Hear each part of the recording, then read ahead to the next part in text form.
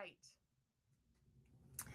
Hey friends, welcome to my channel. I wasn't planning on making a video today, but after last night seeing a clip of yet another celebrity using clickbait to make himself wealthy by highlighting photos of my minor son, I felt like it was time. So I'm just going to talk to you a little bit today about the difference between Charlie and Candace. And I have this weird place where I'm somewhere in that whole 6 degrees of separation. I'm like at step number 2. I know a lot of people who know them and have worked with a lot of organizations that are tied adjacently to them. So the first thing is my husband was there that day. Here are some clips of his video. Now, I have said that it has gone viral, and I want to be clear. It has gone viral. His footage is the footage of all of the people who got down on their knees and then ran. But what he was there to do was record people like this. See, we're very interested, having moved here from Washington State, we're very interested in what is making red states turn blue and why it's happening so rapidly. And so talking to people and kind of figuring out where they're at is something that both of us are interested in very different ways. We, of course, had no idea that there would be an assassination. I need to make that clear, make my face here. We had no idea that there would be an assassination. If there was, well, we wouldn't have shown up. I wouldn't have encouraged a bunch of women that I work with to come and to bring their children.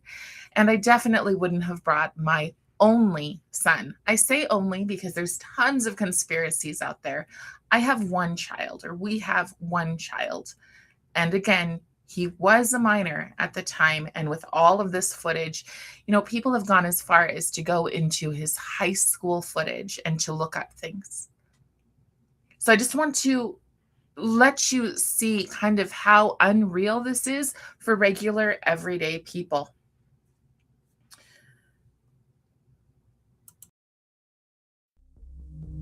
Sorry about that.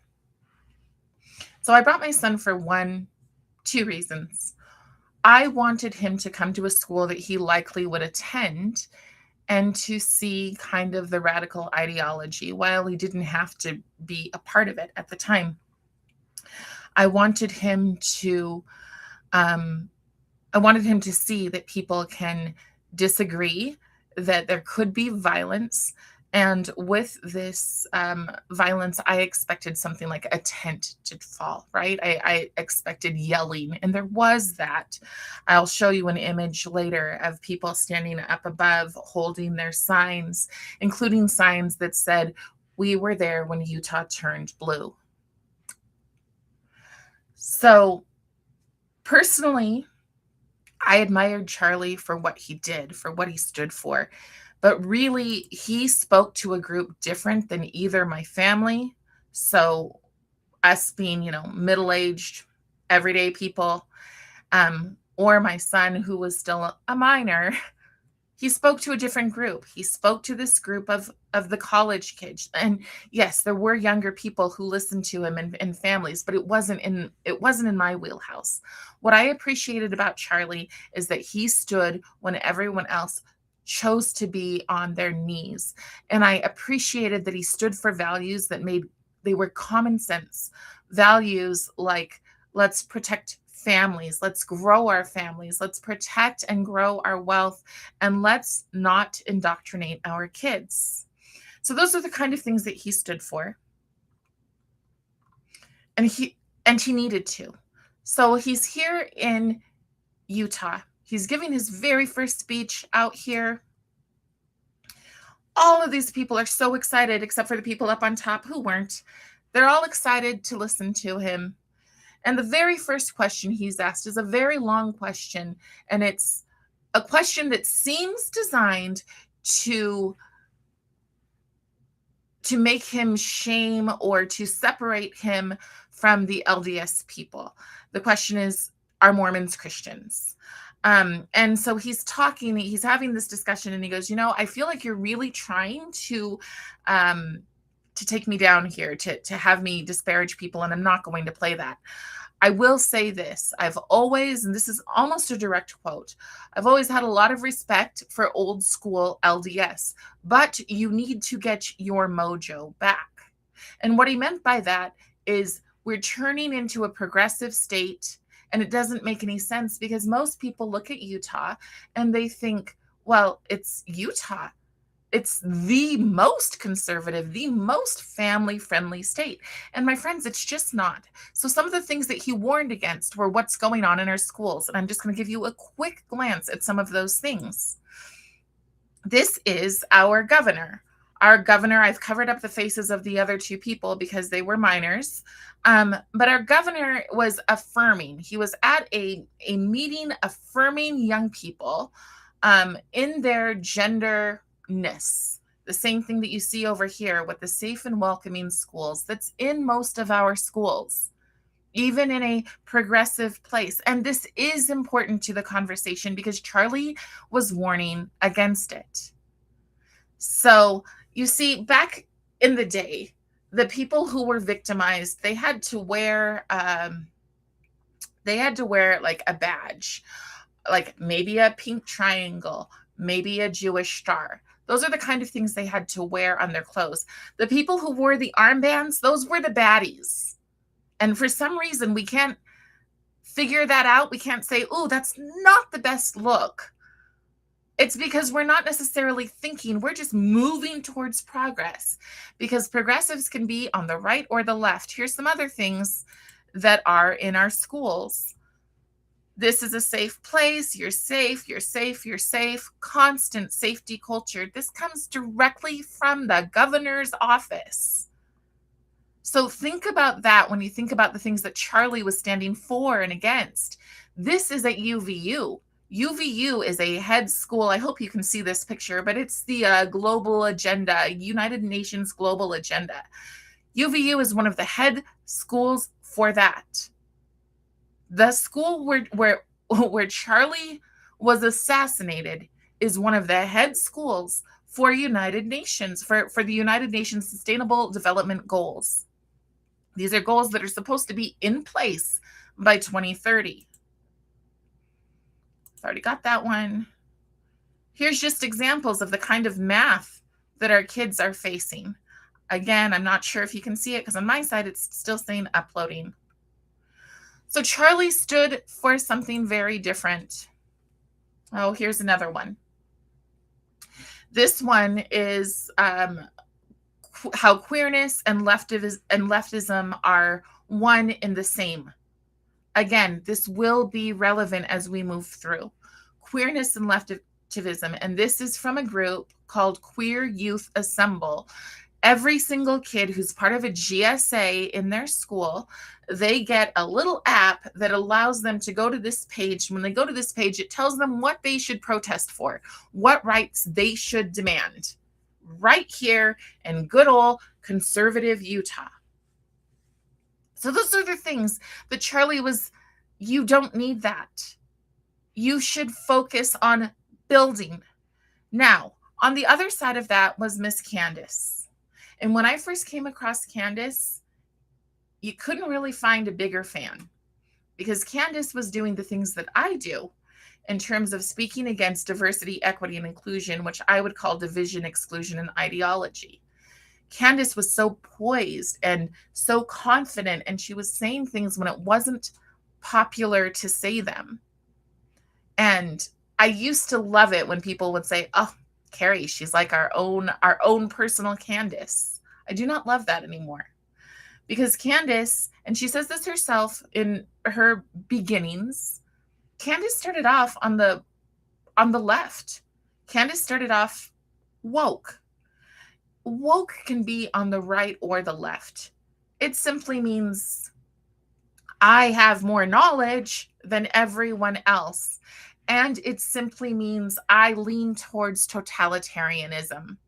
That's it in its most simple. I don't have a lot of time to explain this kind of form.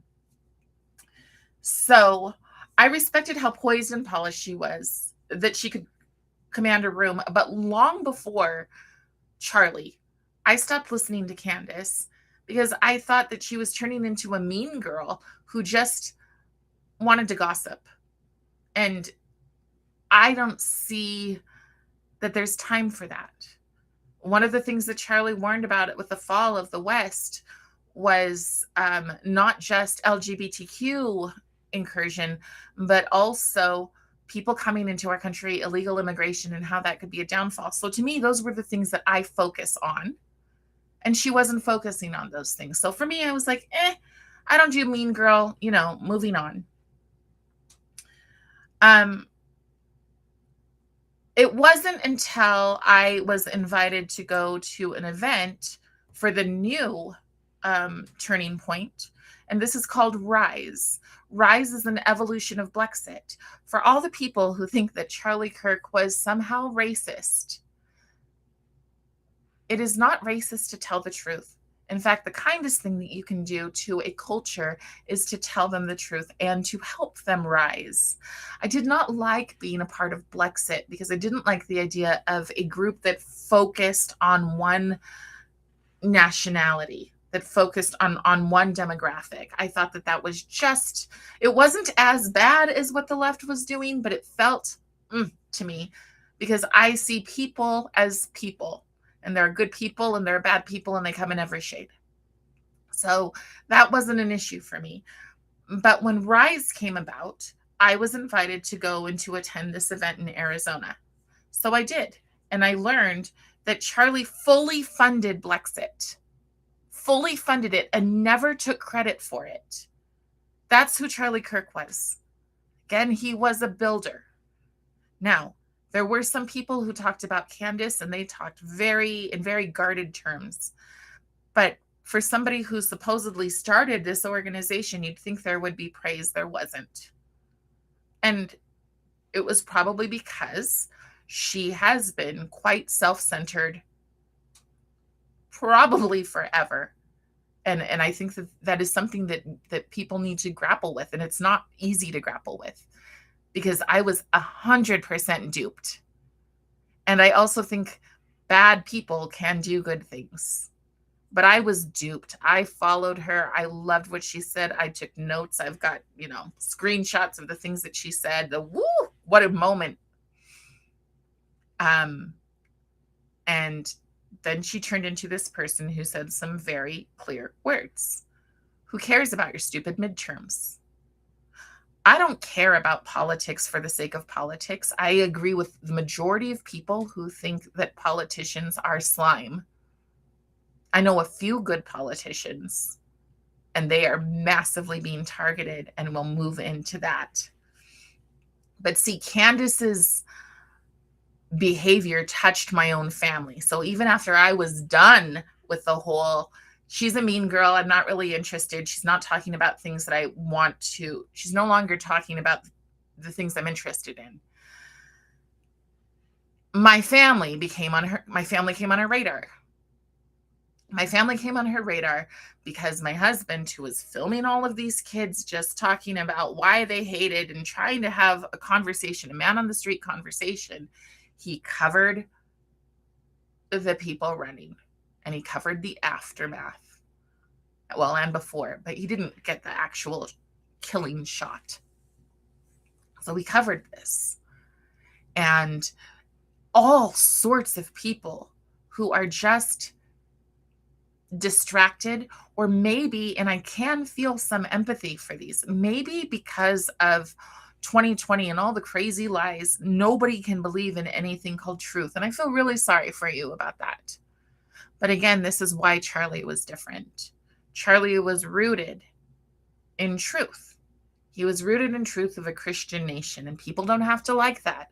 But when you're rooted in something, it's harder to just toss that away. It's that firm foundation, and Charlie had it. And the people who have been able to kind of look around and still discern, they have it. Other people are looking for whatever, and they can't trust the government, and I completely get it. I completely understand what 2020 did to humanity. It is awful, heartbreaking, and Charlie stood against it. Whereas Candace, in my opinion, distracts people and then they don't stand. And she said it. One day I just heard a clip of her saying, "Who cares about your stupid midterms?" And I realized, oh, she wants us to fall. And I don't think people understand what that fall means. So let's go take a look at what that fall means just for Utah. So here's another picture. All of these people, Charlie was so racist, but he sure had a lot of fans who weren't white. All of these people came out to watch Charlie. It was hot. I was in like row 4 with a group of other people, and we're all sitting there excited. But if you look up above, you'll see the pride flag. And there were people who held those signs that read, "I was here when Utah turned blue." Those signs of the people who are just inherently contemptuous. They look at people who don't think like them and think they're dirt up beneath their feet. And so when Charlie said, "I hope you get your mojo back," he was addressing a certain type, oftentimes the radical feminist of Utah. He was addressing that and saying, "Eeh, don't go there." But instead, we went there. And the second that he was killed, I mean, within days, there was this event. This event turned towards each other. So they even used the words that Charlie used. They used "turn towards us." And they were exactly the people that Charlie was warning against. This person right here is Becky Edwards. This is Becky Edwards. I believe she's a former congressperson, a senator, I think, a state senator. Anyways, Becky Edwards has her hands in multiple groups. Okay.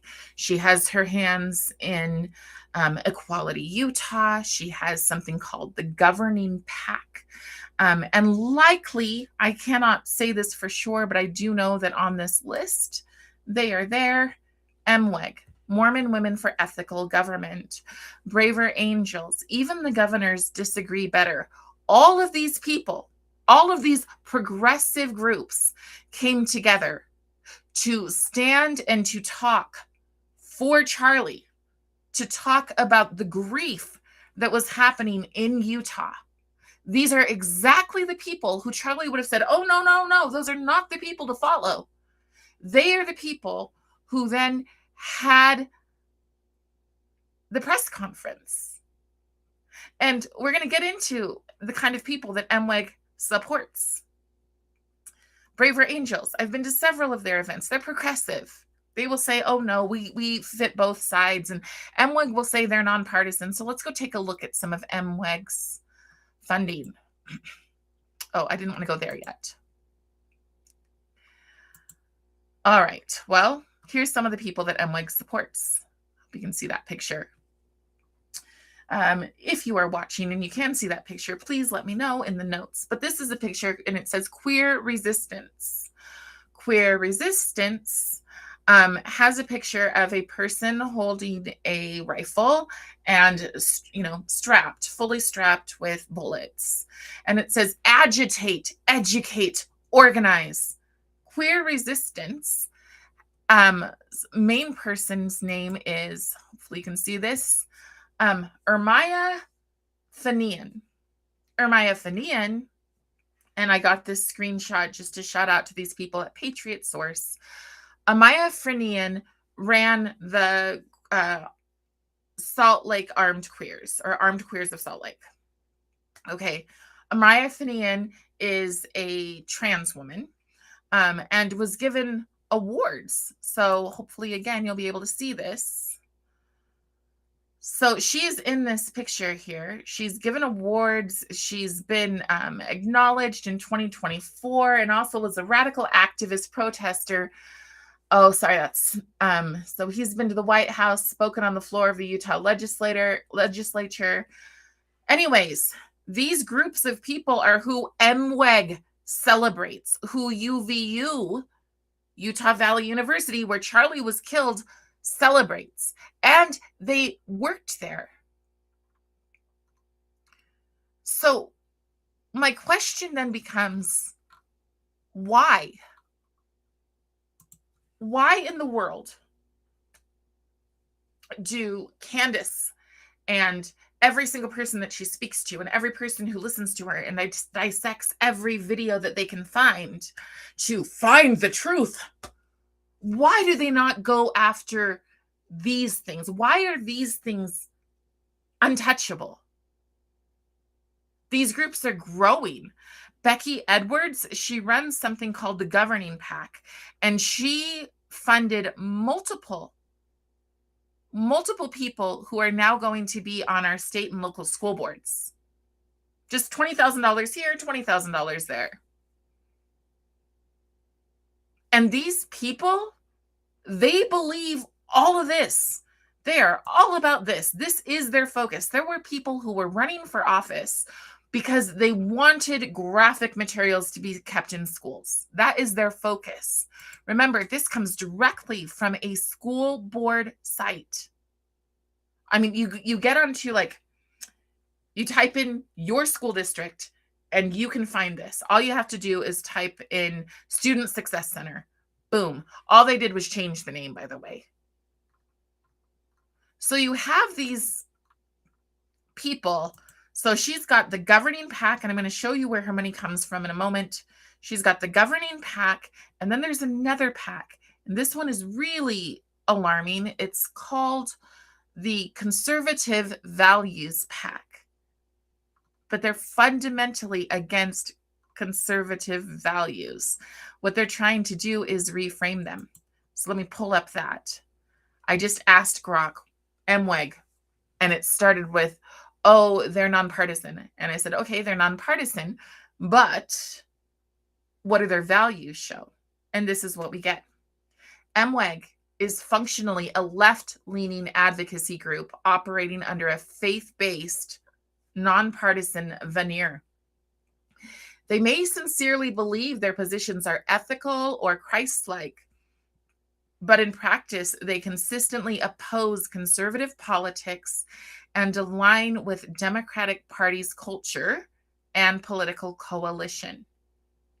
So these people who come out, they also are massively big on the concept of open borders.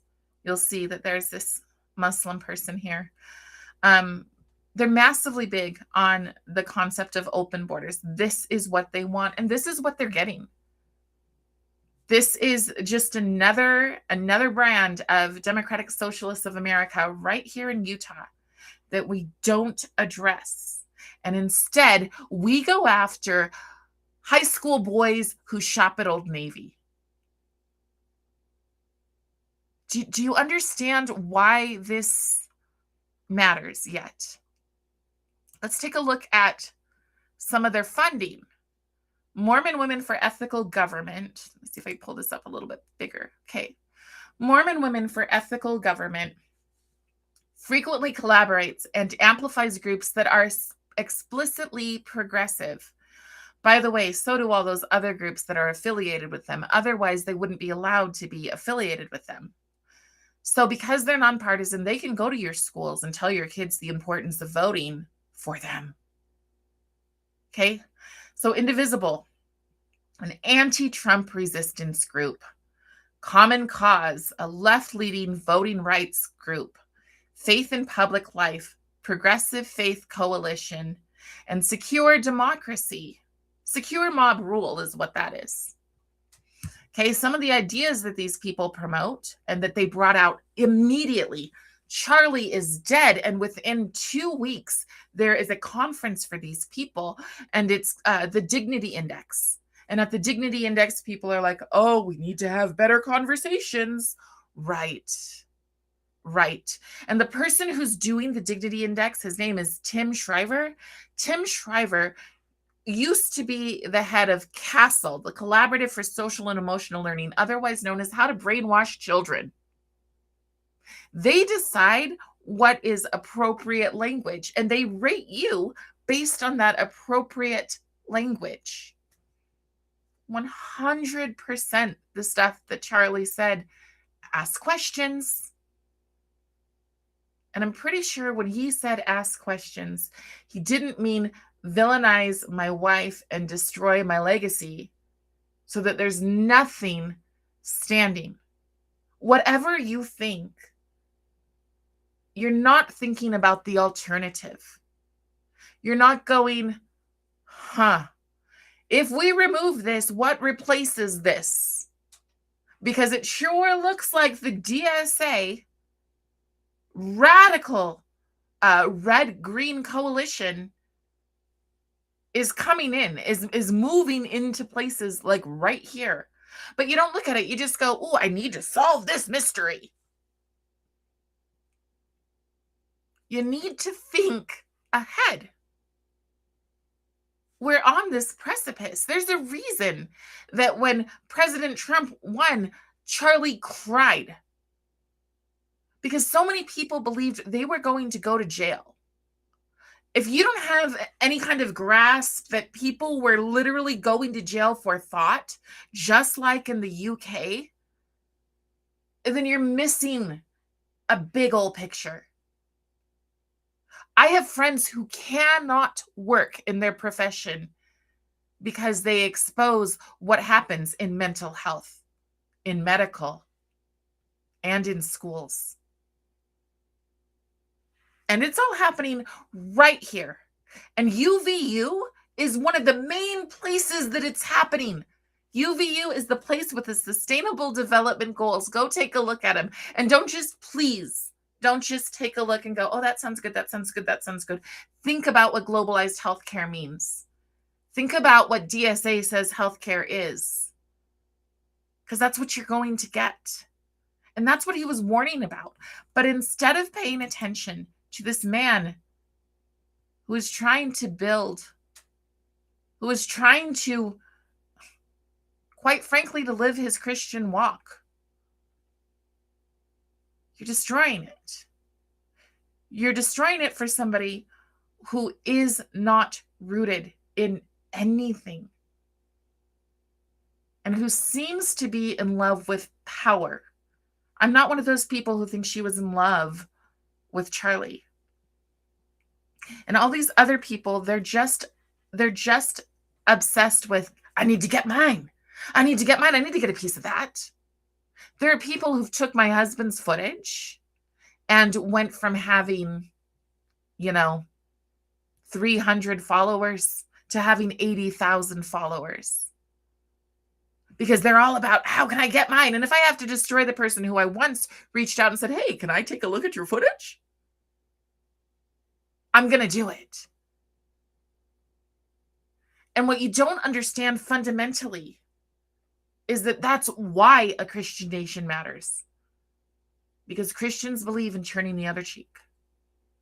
Christians believe in going, wow, these people are really losing their minds. And I actually feel real empathy for them. But I'm also going to stand on truth, because at some point, people are going to look for truth. And when they look for it, I want to be there ready with open arms.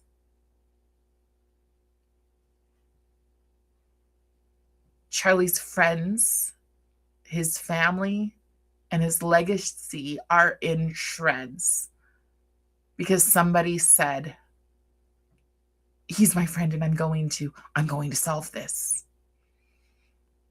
But they weren't friends for like 2 years.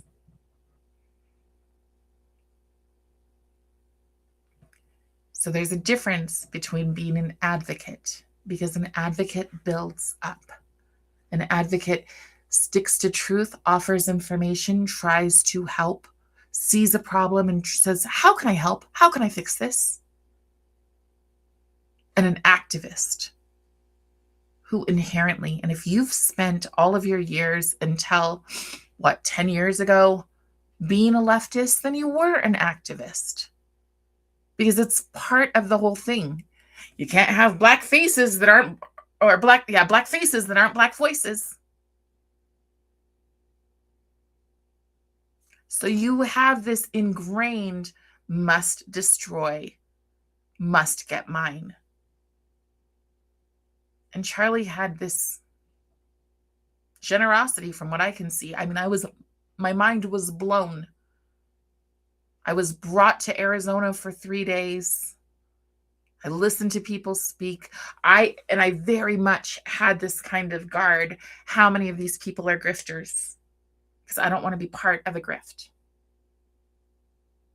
And I listened to these people, and I listened to their hearts, and I listened to where they were coming from.